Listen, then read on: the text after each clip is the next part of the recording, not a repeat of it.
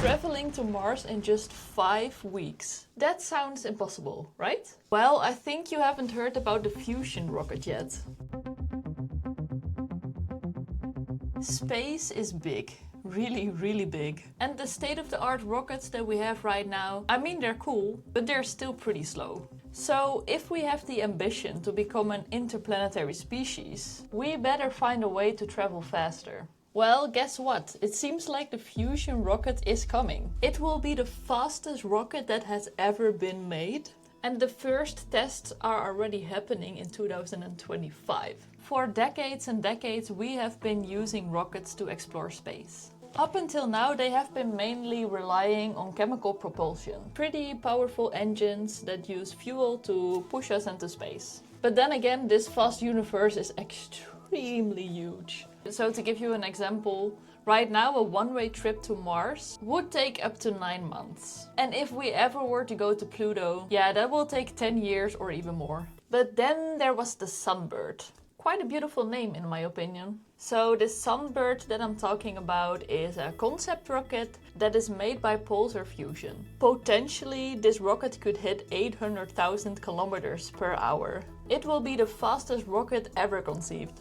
So and this is basically how it works. See it as some special vehicle that attaches to a spacecraft. So imagine a SpaceX Starship. So the SpaceX rocket launches from the Earth and it reaches orbit. The Sunbird, already waiting in orbit, approaches the spaceship and it actually docks onto the back of it. So and when it is in place, it fires up its nuclear fusion engine. And in my imagination it's like glowing blue and violet. And then it swing shots the rocket into space. Fast, like really fast. In this way, the journey to Mars might not take 9 months, but just 5 weeks. That is pretty crazy. And now, what if we would want to go to Pluto? Well, traveling to Pluto doesn't take 10 years anymore, but only 4. So as I mentioned before, this rocket works on fusion. The Sunbird doesn't need solar panels, it doesn't need chemical fuel, it just needs its fusion technique. Which is basically the same reaction that powers our sun. If I'm correct, the rocket uses small amounts of deuterium and helium-3. It is pretty cool because this fusion drive generates both thrust and electricity. That means it powers the ship to move through space, but it also powers all the systems on board. And that is pretty handy, especially for example when a spaceship is far away from the sun and the solar energy gets weak. Except for supporting human space travel, the Sunbird could be used for a lot of other applications as well. For instance, it could help with asteroid mining. And because the Sunbird is so fast, it is probably more than welcome in science missions, where probes go to outer planets like Jupiter or Saturn. So what's happening next? Well, the first static tests are already beginning in 2025.